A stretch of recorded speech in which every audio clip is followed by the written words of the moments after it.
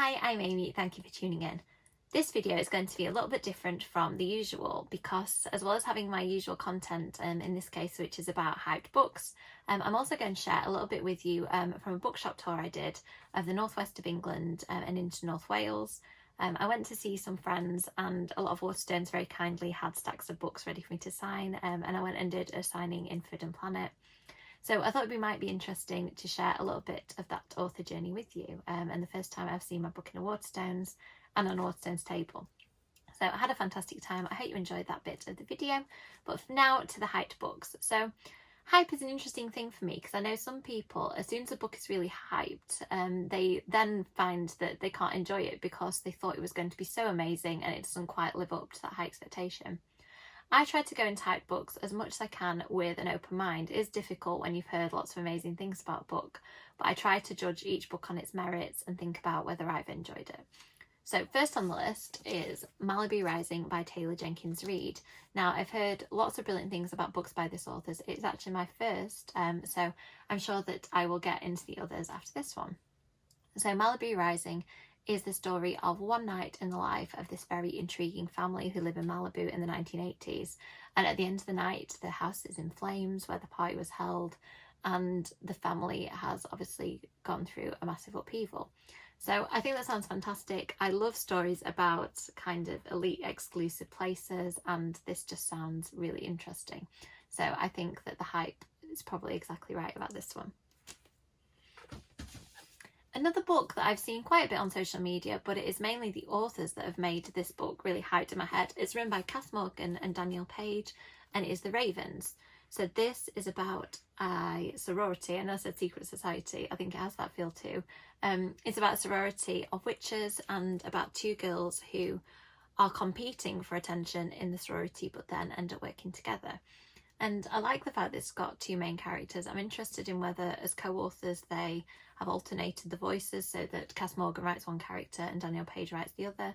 I think that it'll be a great book to read as a writer to see how that works. And also I'm really excited about the premise of it. So again, hype sounds like it was spot on.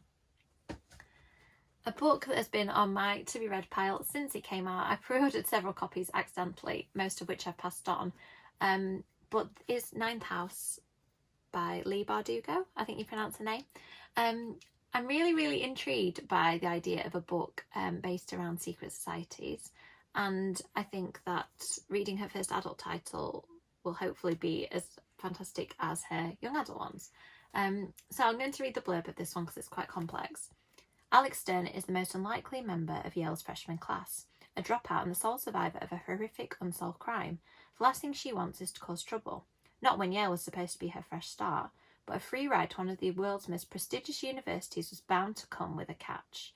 Alex has been tasked with monitoring the mysterious activities of Yale's secret societies that have yielded some of the most famous and influential people in the world.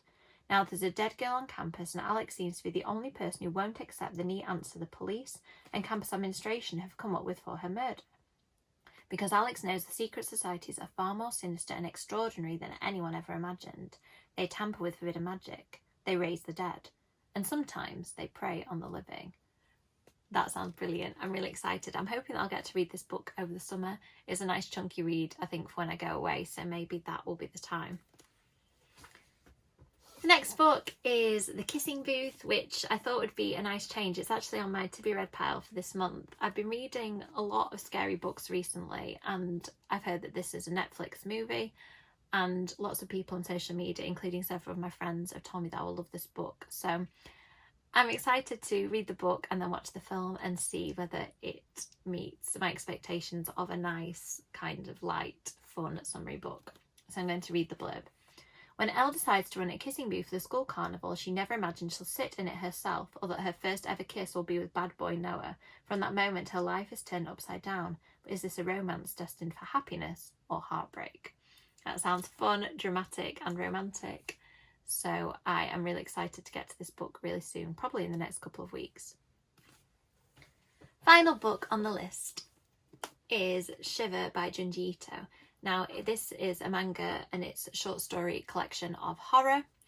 And I've recently bought 3 other Junji Ito books. I've seen their books all over social media and I think that the covers are really weird, interesting and appealing. And I feel like the hype for these books, I've just started reading this one, and the hype is exactly right. It is just so creepy and inventive. I like the fact that Manga is based on a whole different heritage of storytelling, so it's quite different from any of the horror that I've read before, and exceedingly dark. I've read the first couple of stories and I'm excited to finish this one this month and probably try and read another Junji Ito book over the next few months. So a book with a lot of hype that definitely is very much deserved. So thank you so much for watching this video. I hope you enjoyed hearing about my hyped books, and now we're going to cut to the bookshop tour, so you'll get to see a little insight into my author life. So thank you for watching and enjoy.